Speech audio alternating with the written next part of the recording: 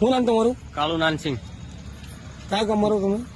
દાહોદ થી ખંગેલા ગામના ખારાકુવા ફળિયા શીતળા માતા પાસે.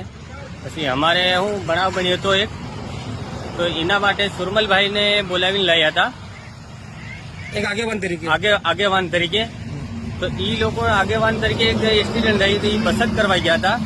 એના માટે ગાડી બીજી પાછળથી હડપાઈ આવી, એ હડપી ગઈ. તો શું થયું પછી? પછી એ ગાડી તો અમને વાહે દોડ્યા, પણ એ હાથમાં આવી નથી. પછી શું થયું? સુરમલભાઈ એકસઠ થઈ ગયા, અહીં થઈ ગયા. પછી શું થયું બોલો? પછી એ લોકો અમારી અત્યારે કોઈ માન્યા રાખતા નથી કે અમારે ગાડી લાવો, ના તો અમારો છોકરો લાવો. કોણ કે?